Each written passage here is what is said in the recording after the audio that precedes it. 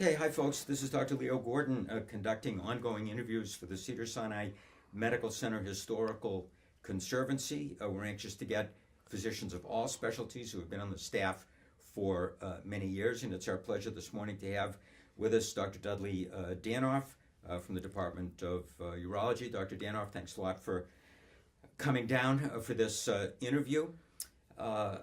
Let's start at the beginning. How did you get to the Cedars-Sinai Medical Center?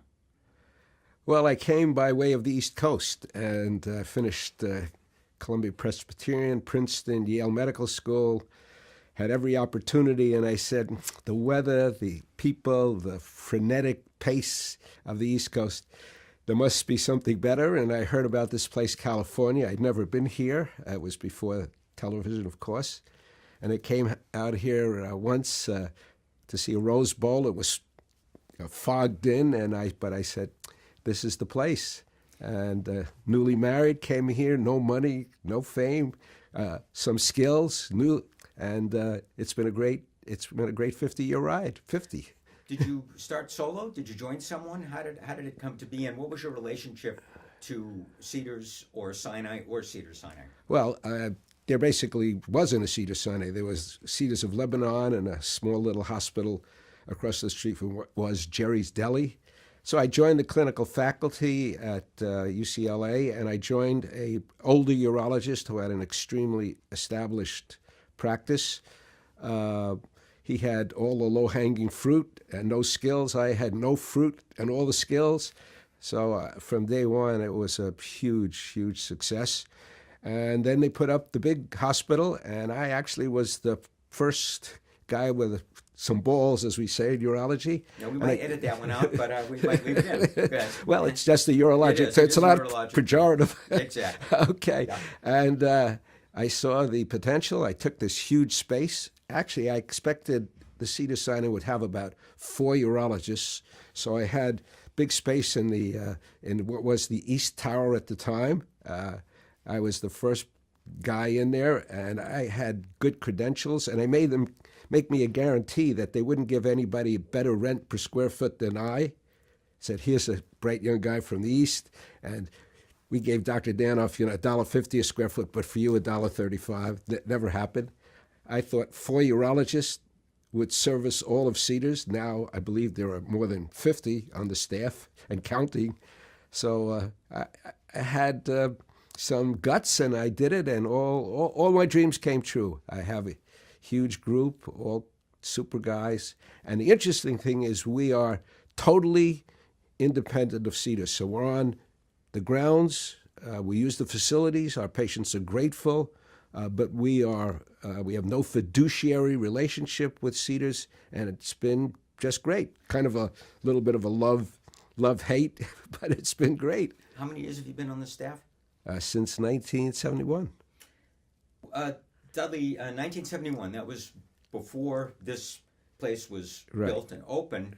So you had 2 hospitals. You had Cedars of Lebanon and Mount Sinai. Yes. Which hospital was your initial practice? Well, it was it both of them? No, it was Mount Sinai for sure, because the younger fellows were there, the hungry fellows.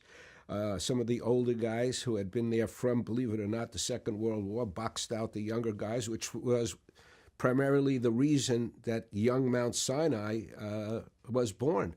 But in those days, traffic not being what it is today, I went to 4 or 5 or 6 different hospitals.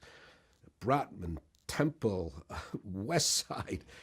But after about a year or 2, I said, no more, Cedars only.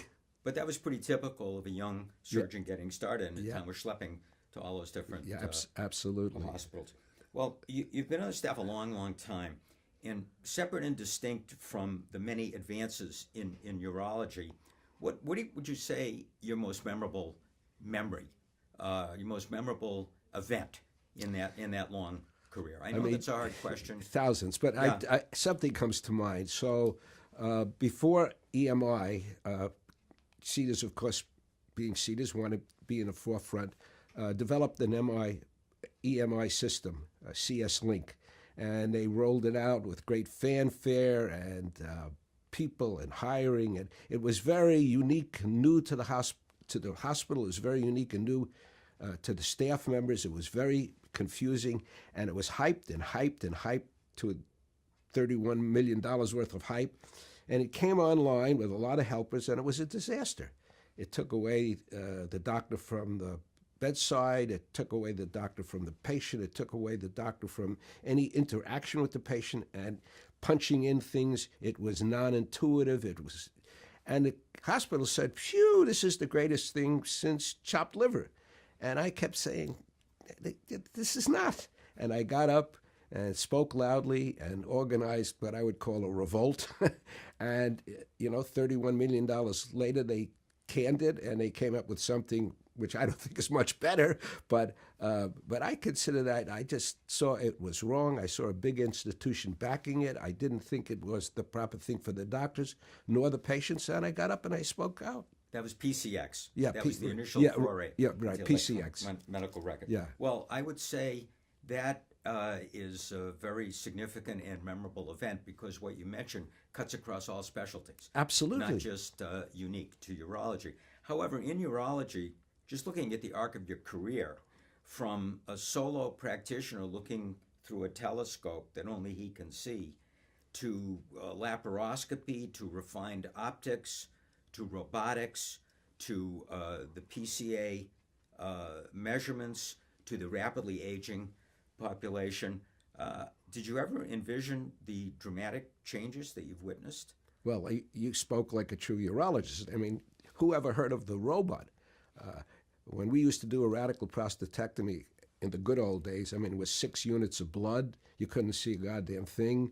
You had to do a pubectomy. You couldn't see the anterior veins. And now, if we lose 2 cc's of blood doing a robotic operation and patient goes home the next day, or even as an outpatient, I mean, it's unbelievable. It's beyond. I'm imaginative, but that's beyond my imagination. I would say that's the biggest thing. The robot changed the face of the earth for urology, and I'm sure other specialties as well. You're by nature a sociable person. You must have been in humorous or unusual situations over the years. Within the bounds of propriety, can you relate what you think is the funniest thing that's happened to you over this almost 50-year career? So I knew that question was coming, so Well, I try to prepare for we've it. rehearsed So this but I want to preface it by saying I'm a urologist. So what I'm about to tell you, some people may think borderline propriety, but it certainly is urologic, and you can edit it if you like. So the most common operation we did before laparoscopy robots was the TURP, called a TURP. What does that stand for? Transurethral prostatectomy, basically Roto-Rooter 101. The plumbing is clogged, you put an instrument, you make a little hole, make the donut bigger, and we didn't have finasteride, we didn't have the alpha blockers, we didn't have PSA, so everybody got a TURP. So we were doing 4 or 5 TURPs a day, 5 days a week. And basically, patient comes in, lithotomy position, the nurse preps, we put the instrument in, and one day, sort of a skinny little old Jew from the Fairfax district with 8 children and a wife comes in, and they're prepping him, and I'm not paying much attention, and I noticed that the cysto room is beginning to fill up, quite a lot of people, a big crowd, and I looked around, one of the young lady nurses, I said, "Why is everybody here?" She said, "Well, this patient has the biggest penis we ever saw." And word got around in the operating theater, and it was standing room only. Yeah, I see. Well, and I thought that was hilarious. I'm going to file that under anatomic interest. I think that is a funny story. Spoken from a man who, by the way, has seen more penises than could fill a Rose Bowl. I want you to know that's with some authority. Quite a volume. And I'll trust your statistics on that one. Well, Dudley, let me flesh this out for you. We're sitting here from the confines of this room. At this moment, a young urologist, new to practice, just pulled into the parking lot. He's got his suit, he's got his freshly printed business cards, and you bump into him on the plaza level, and he introduces himself and he says, "Dr. Danoff, what advice would you give me as I embark on my urologic career at the Cedars-Sinai Medical Center?" I would say get up really early in the morning, be the first one on the job, work as hard as you can, apply every skill, every piece of knowledge that you've ever garnered in your career to your craft, to your trade.